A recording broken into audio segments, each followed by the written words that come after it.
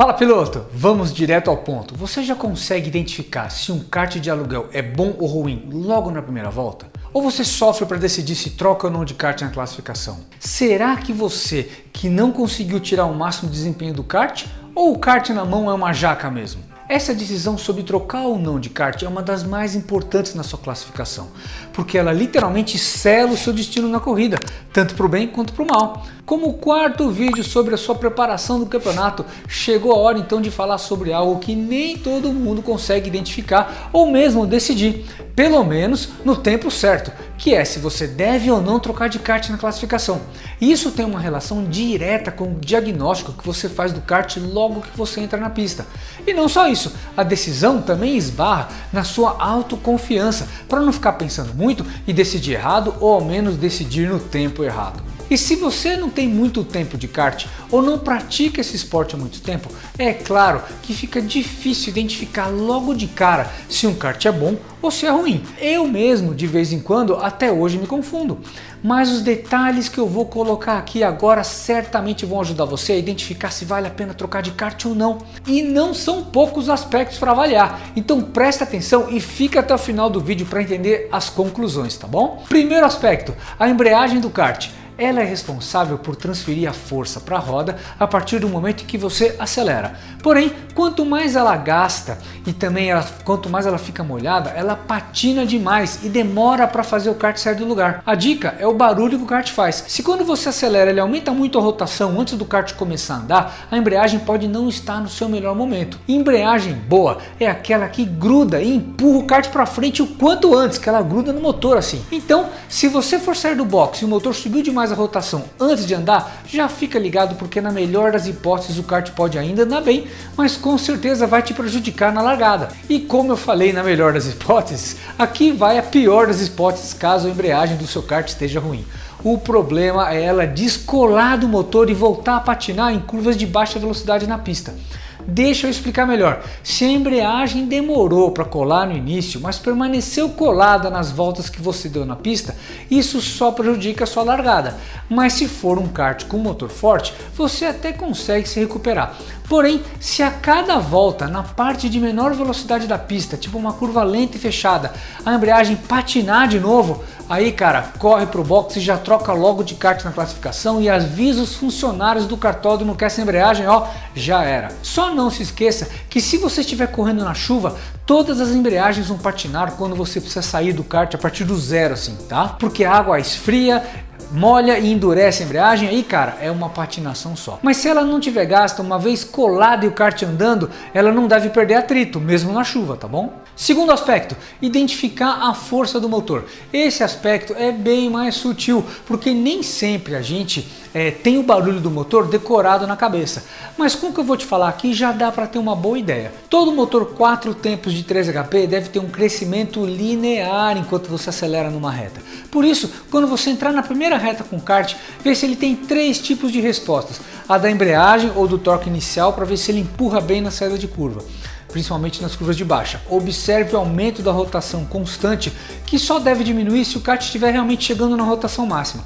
E terceiro, se chegar num ponto ainda no meio da reta em que as rotações param de crescer, você tem um motor fraco. E de novo, eu sei que não é tão fácil de entender baseado só no seu ouvido, mas se toda vez que você entrar na pista você reparar nisso logo no começo da bateria, você em pouco tempo cria um referencial básico na sua cabeça para te ajudar a identificar e decidir sobre trocar ou não de kart. E de acordo com o que eu sempre vejo na pista, existem motores fracos em baixa rotação, mas que vão além nas rotações mais altas, eles vão mais longe. Também já vi motores fortíssimos em baixa, que quando vão ficando mais em alta, param de crescer antes que o normal. E aí, se você nota que o motor não é super forte, mas não é tão ruim, primeiro tenta fechar uma volta para ver se pelo menos você aparece no painel entre os 10 primeiros.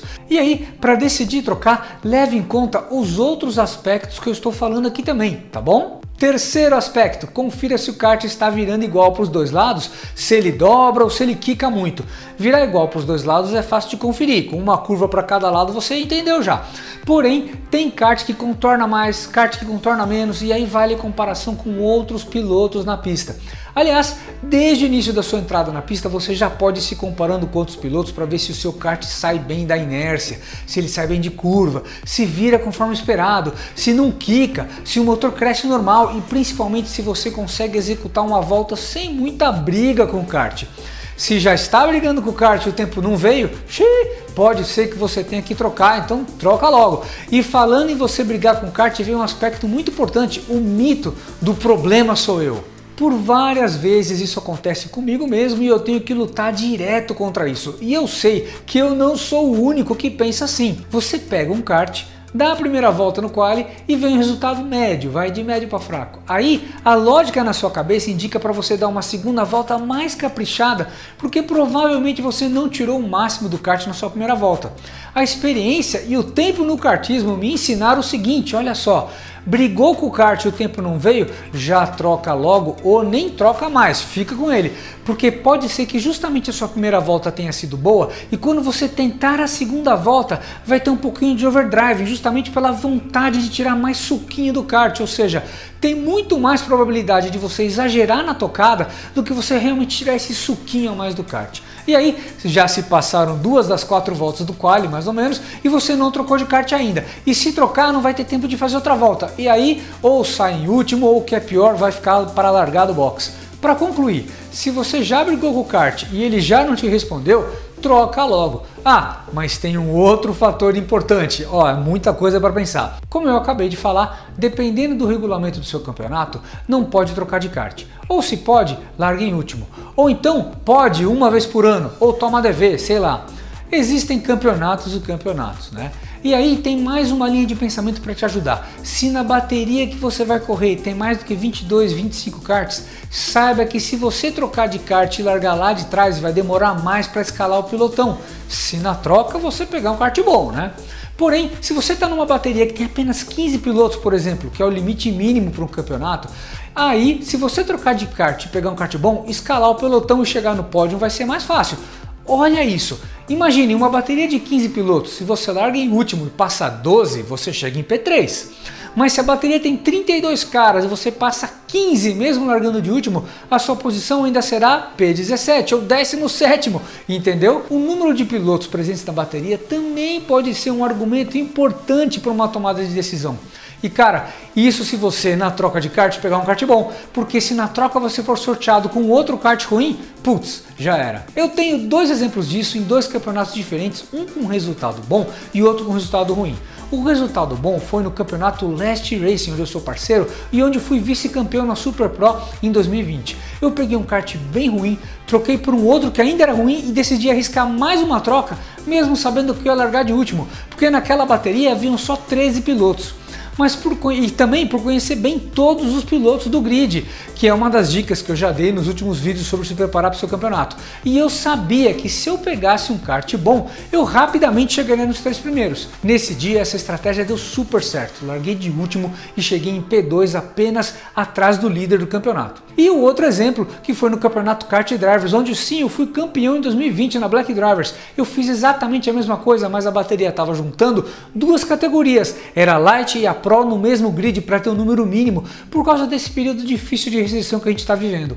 Aí eu larguei de último, mas era P32, ou seja, 32º, e um grid onde tinham no mínimo 15 novatos.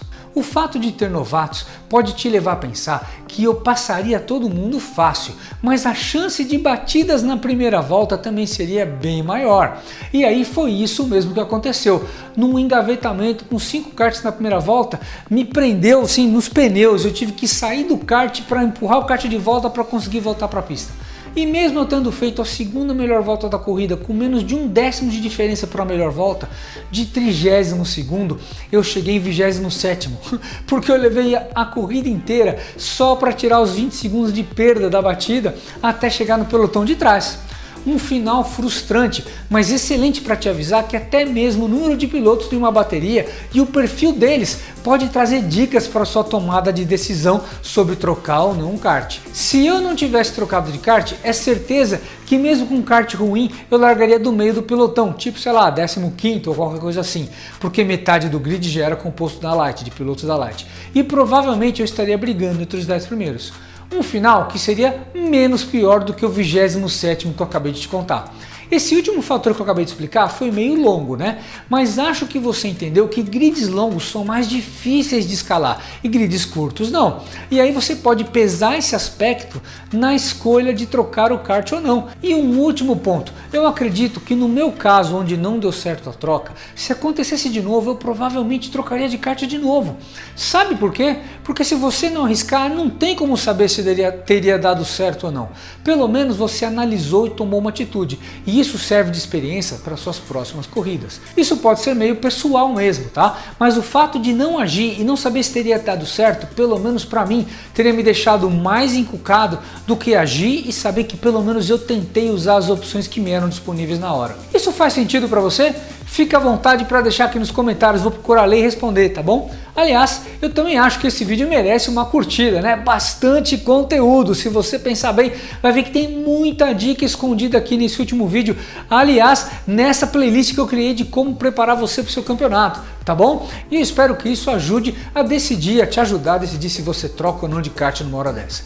E uma informação importante, a explicação completíssima de como funciona a embreagem nos rental karts e o que você pode fazer para aproveitar ao máximo, tá no meu curso online chamado 6 Segredos do Kart, disponível na plataforma Kartflix, a primeira plataforma de streaming de pilotagem de kart no Brasil. Para acessar é só clicar nesse link aqui ou no link que eu deixei na descrição, tá bom? Valeu por ter me assistido até aqui, agora você já sabe que tem o Kartflix, principalmente que eu deixei uma playlist aqui novinha para você sobre como se preparar para o seu campeonato. Aliás, tem mais um videozinho que vai vir aí falando sobre isso, tá bom? Pessoal, muito obrigado por ter assistido até aqui, se não assinou o canal, assina, clica no sininho, todas aquelas coisas. Obrigado, um forte abraço!